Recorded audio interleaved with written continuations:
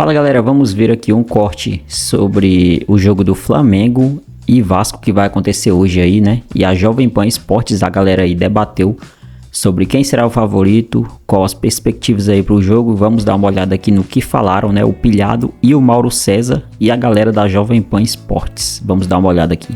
Vai ter o clássico também no Rio de Janeiro, hein?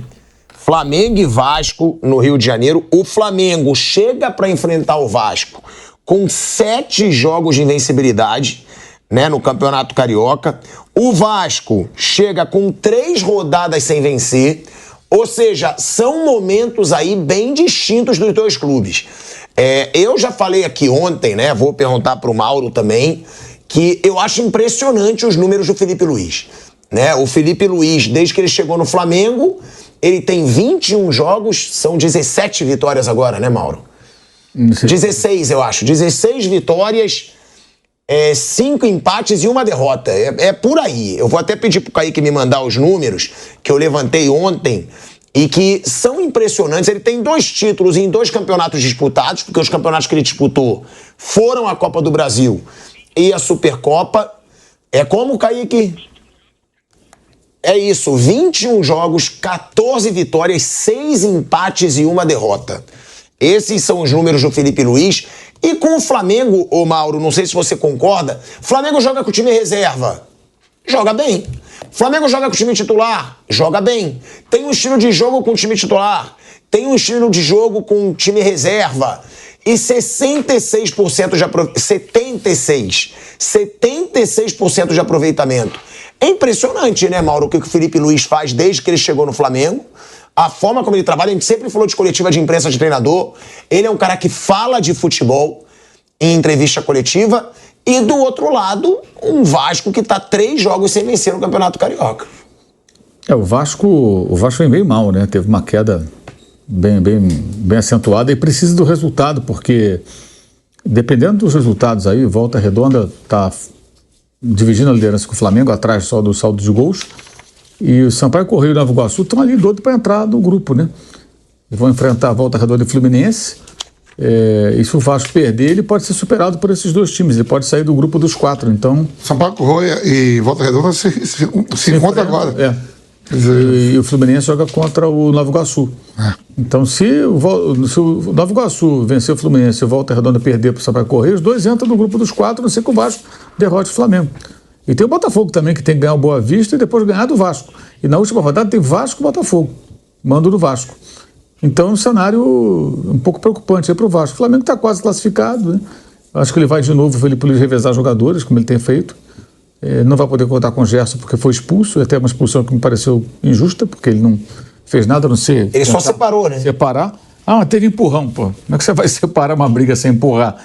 Me explica como, né? Não teve empurrão, assim, de quem quer agredir alguém. Teve empurrão de sai pra lá, vai você pra cá.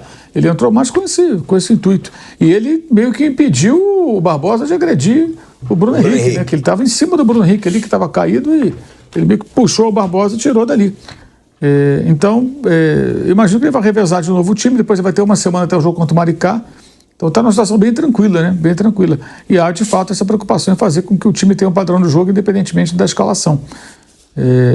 E está conseguindo, né, Mauro? Por enquanto é que é cedo para falar com o estadual, mas está conseguindo, né? Não, ele está conseguindo. Ele tá usando o estadual assumidamente como pré-temporada, já falou isso, né?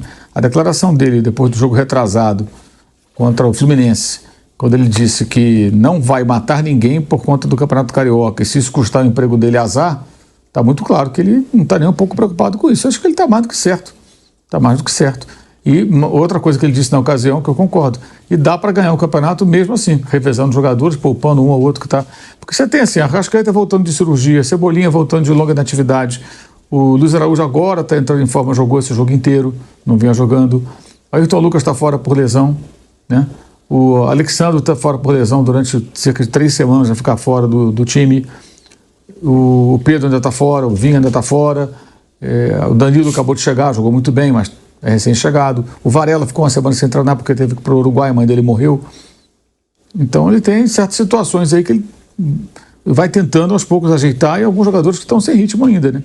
Mas já está fazendo algumas experiências. Por exemplo, o Luiz Araújo não está jogando só de ponta, está jogando de meia também, por dentro, como jogou com o Tite algumas vezes.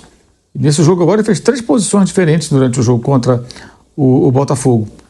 Então ele está, digamos assim, até vendo de que maneira cada jogador se encaixa em diferentes situações de jogo, né?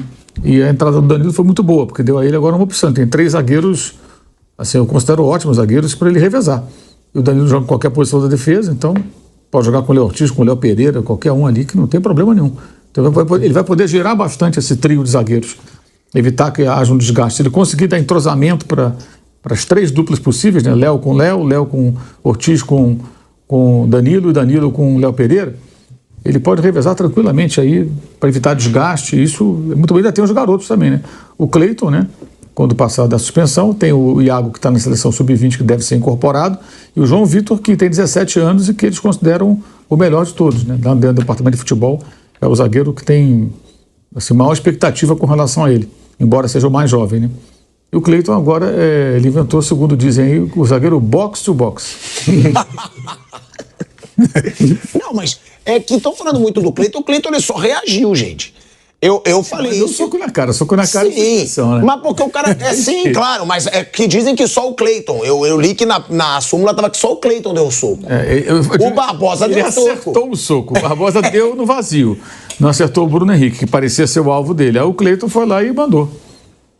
O Cleiton foi uma reação. E é o que eu falei, o metido a brabão foi o Barbosa. Claro. Eu falei isso, o Barbosa criou inteiro, toda a confusão. A contusão do Juninho é uma entrada dele.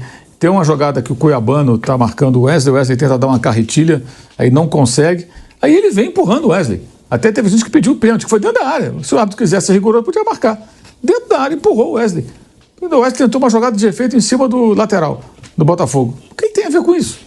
É o Justiceiro, o Valentão. Assim, o Barbosa parece um daqueles zagueiros dos anos 60, 70, que estão fora de moda, não cabe mais. Moisés. É, tipo Moisés. Não dá mais, gente. Você parou de jogar o Felipe Melo e entra o Barbosa agora para ser o novo xerife. Não dá, fora de moda. Não cabe mais isso no futebol.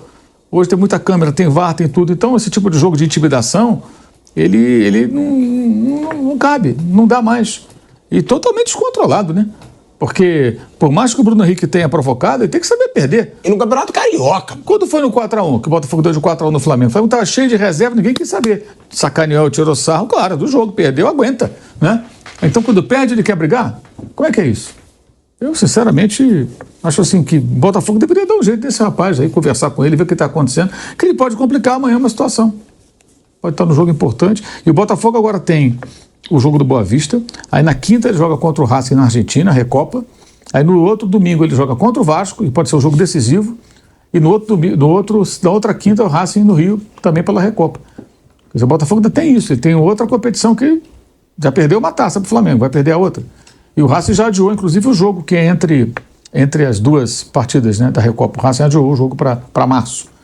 Então ele vai jogar nesse fim de semana, aí joga na quinta com o Botafogo, só vai jogar na outra quinta. Vai ficar a semana inteira só descansando e pensando no Botafogo. O Botafogo está envolvido com isso tudo, ainda tem o Barbosa querendo brigar. Galera, então é isso aí, né? Esse foi o vídeo aí, o Mauro César dando sua opinião aí com o Pilhado e a galera da Jovem Pan Esportes. Se você gostou, deixe seu like aqui, se inscreva no canal para ajudar. Obrigado por ter assistido até aqui. Valeu, tamo junto, até a próxima.